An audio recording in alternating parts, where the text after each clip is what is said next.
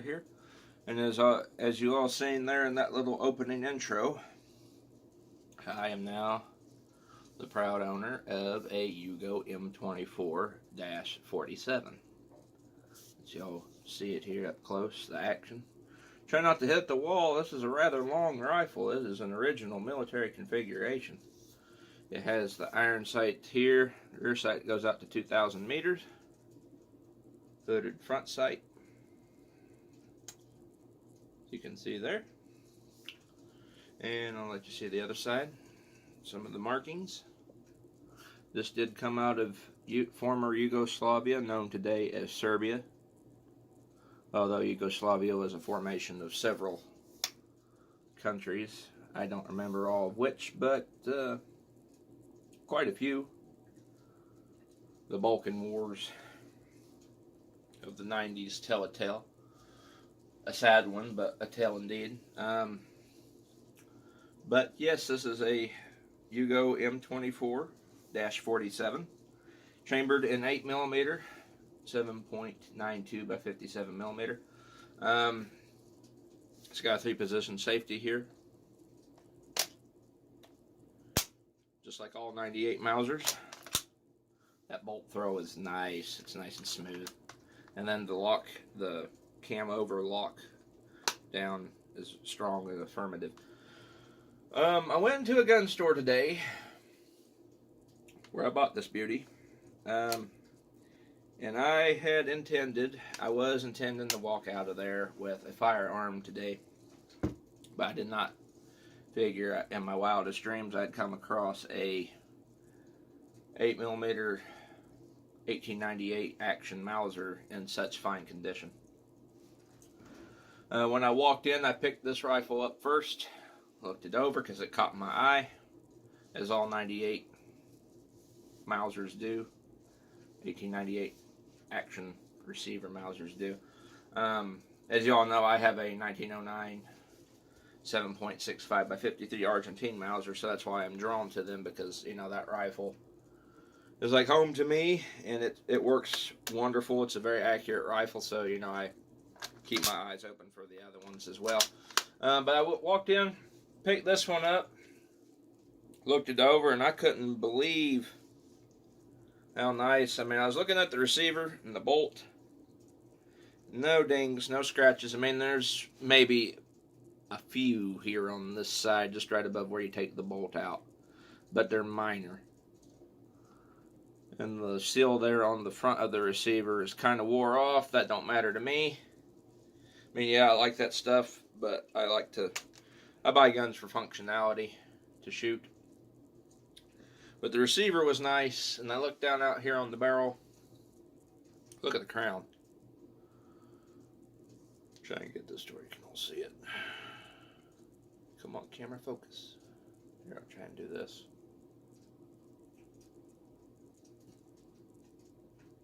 It's hard holding this gun with one hand.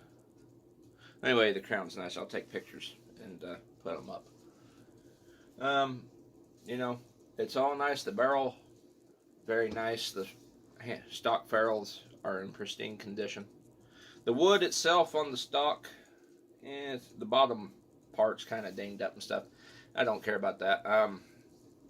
But I picked this gun up, looked it over, then I set it back down.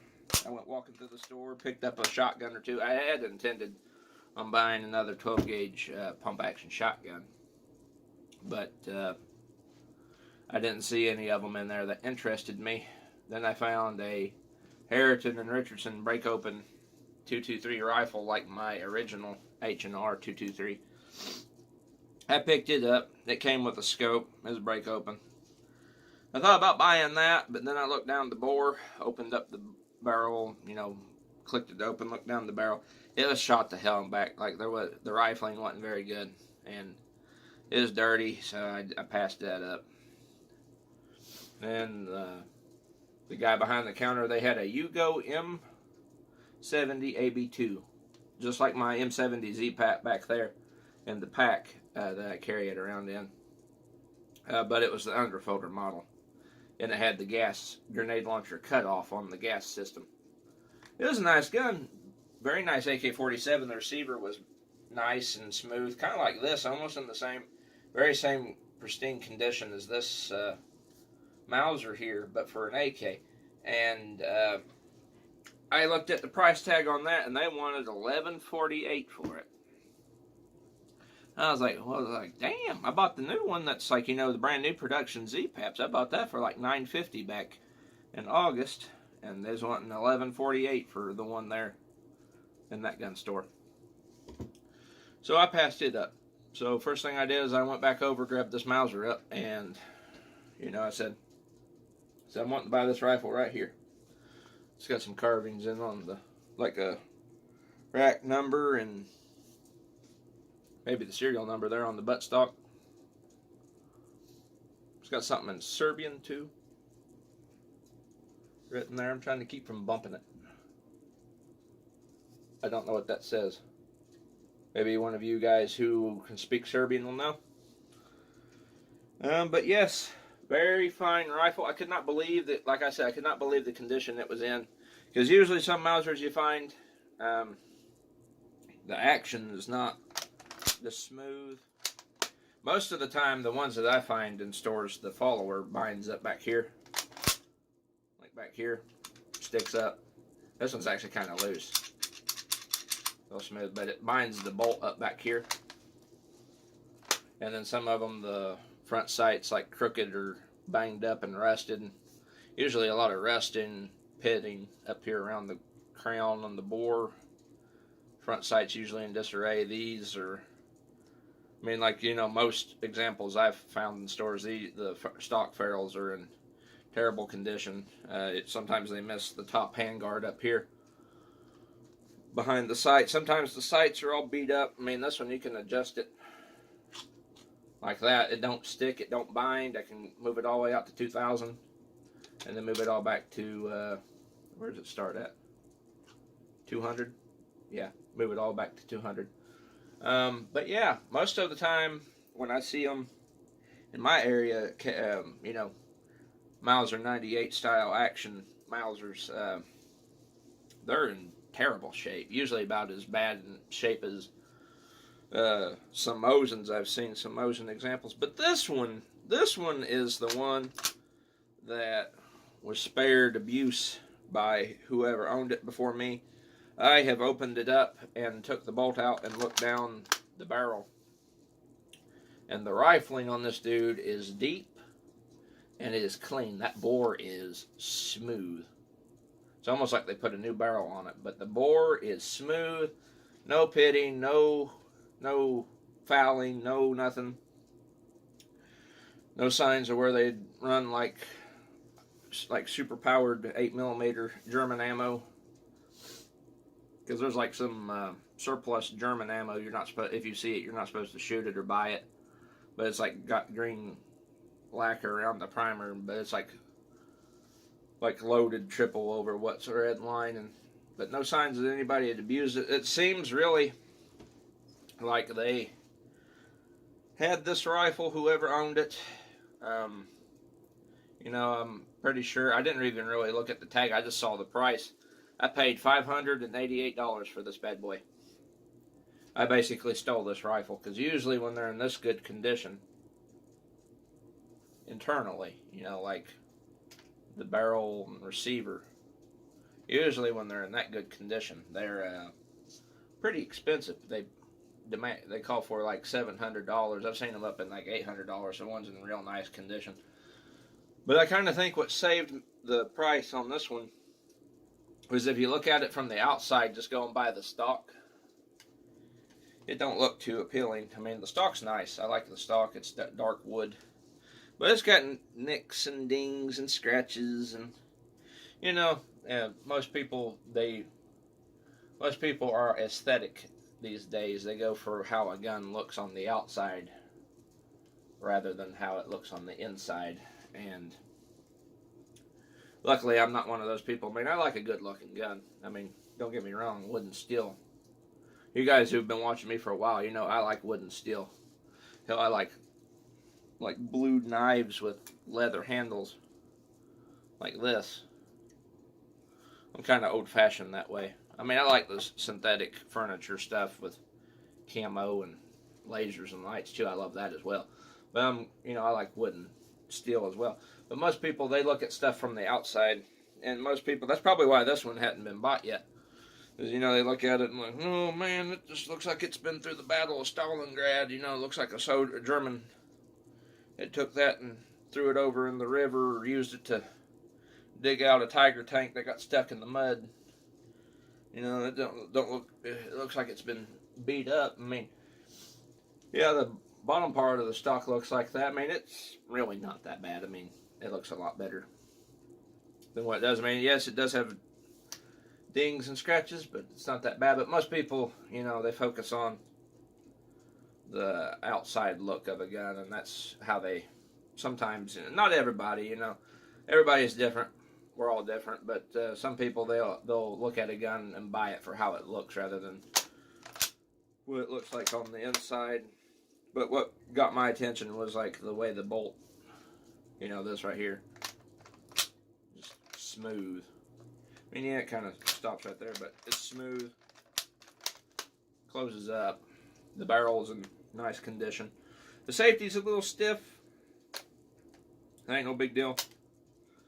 But I got it home and looked at the bore. The bore, absolutely beautiful. This thing will be a tack driver when I get it to where I'm shooting it. I'm going to have to buy some 8mm for it. But yes, I got lucky. It's like a luck of the draw, I guess. But it's a good thing I saw it in there and got it, because if I had waited and thought, oh, I could come back. I've done that. I don't know how many times I've done that, guys. I'll see a gun that I like, and usually they're not really too expensive either. But it'll be like a gun I like. It's nice, pristine condition, or decent enough condition. I bet it's like a unique firearm that everybody likes, kind of like this. And I'll just walk by it, just thinking, oh, I can come back another day and buy it. You know, come back again later and get it, and then I come back and it's gone. This time I decided, nope, this one's coming home with me. Because I've always wanted an 8mm. I have shot one before. If you guys go back in my channel, I'll put a link to it. I have shot one of these Yugo M24s before. We was out shooting at Sparrow's place, and his brother showed up. And his brother had one. His brother, the M24 that he had, was not in the same nice condition. I mean, it was shootable. It functioned good. It had pretty good accuracy. But the outside, the barrel was not that clean. And the stock ferrule bands were, especially this one up here on his, you could take this whole band and move it forward. Bear it with, you know, just your fingers. No tools required. Just slide it forward. It wasn't very... His had seen some abuse and use. This one is, I mean, you know, the stock, like I said, the stock will fool you. But the internals and how it functions, like that bolt's smooth, it locks up affirmatively. The trigger, I mean, listen to that trigger. Let me go around like this. It's got some take up there, a little bit stiffer than my 1909. Not that bad trigger pull either. So, another fine addition to the Pliskin collection. And you guys know me, I will have videos of this dude up. Let me get the safety over. That safety is stiff, but it's kind of a good thing too. Let's see, safety's engaged. But I've always wanted one of these 8mm ever since I... You know, well, first of all, ever since I found out about them in World War II, the Germans used the K98K. This is a M27, but they're basically, essentially, a K98K, and this is same action. Same, you know, Mauser style action, but this one's just a little different. In more of the way of the stock and all that, but fine rifles. Of course, you know, I have a 7.65 Argentine Mauser. So, you know, I have more experience with them than probably most other bolt guns in my life. But I've always wanted an 8mm. It's like, yeah, I have a 7.65 Mauser, but I always wanted an 8mm because that's like the 8mm was the pinnacle bolt gun in World War II. The Moulsons were nice, and so were the 1903s, but I think when most people think of World War II, they think of the K98K when it comes to the bolt actions. Maybe the Mosin as well. That's the third selection there. I could open the bolt, but the trigger is deactivated. And it's locking back down. And I can't open the bolt. Yeah. But beautiful, beautiful rifle. I will have to oil him up some more after I touched him. My greasy fingers. Oily fingers. This does not affect any of my plans in regards to the other purchase I'm wanting to make with the Bula M14. The price tag on this really determined a lot. If it had been more expensive than what it was, I would have passed it up, but it was only a whopping $546. And after taxes, it came out to be $588, so I really didn't even spend $600 for this gun. Plans I have going forward for it. You know, I am not going to drill and tap the receiver. Could I? Probably. I don't want to, though, simply because this dude right here will be more of a pain to bend. This bolt here, bending that would be kind of a pain in the ass. In my opinion, what I'm going to do for this dude is I am going to get one of those long eye relief scope mounts, a Picatinny rail up here, remove the rear sight, put a pick rail in, and then put a long eye relief scope on it, and then maybe get a leather butt pad ammo holder back here for it, and then play with the loads, maybe fine tune the trigger some more. Because I've watched some gunsmith videos. There's a whole big old bunch of books on Mausers, gunsmithing wise, to show you all the little tricks to get that trigger smoother. I mean, it's not bad, but I could lighten it up that first pull to figure out how to do it. But yes, other than that, it will be an original stock configuration. Like this, I have no plans to sporterize it like my 1909. I'm going to leave it full-length barrel, old military stock. Just going to throw a long eye relief scope on it and then maybe play with the trigger. Maybe smooth up the bolt too a little bit. But now I've got an 8mm. I've always wanted an 8mm. Like I said, ever since I shot the one Sparrow's brother had all them years ago, I was like, damn, because that was really a fun day. I really have to, I'll put that video in the link. I suggest you guys go watch it because it was really fun. We had his open sight, not 8mm Mauser, and then my open sight at the time, M1A loaded. And it's just some fun, you know, some high-powered rifles, a high-powered semi-auto, high-powered bolt gun, shooting some water bottles and, you know, propane tanks down at the bottom of a hill. Just, we sat there, it was like 5 hours we went, just sitting there going, pow, with this and the M14. Great fun, great fun. But there will be more of those days to come, especially now that I've got this. I'm going to be buying some 8mm dies for it too. Going to start reloading and do some reload videos on this as well. Well, anyway, guys, I'm approaching the 20-minute mark, soon to be. I got to go back to work tomorrow. But I figured I'd let you guys see the new addition to the collection here. Brand new, basically brand new. 8mm Mauser M24 Yugo. M24-47 Yugoslavian Mauser bolt action, 8mm. 5-round capacity. Mauser action. And absolutely in the best condition of any, you know, rack grade Mauser I've ever held in a store. You know, some of them, you know, they get abused. People buy them and just beat the shit out of them. I mean, they are a tough rifle. They can handle it. Don't get me wrong. But You know, some guys go above and beyond abuse. They mostly, you know, they get bubbed. Redneck gunsmith. And sometimes, you know, sometimes redneck gunsmith, if it's done right, can do good. But most of the time, guns like these get butchered. But I basically saved this one because I bet if I hadn't bought it today, somebody else would have got it and probably wouldn't have. Probably not going to treat it as good as I'm going to treat this one. I'll be having some fun with this. Well, anyway, guys, until the next video, I'll see you guys all in the next one. See you later.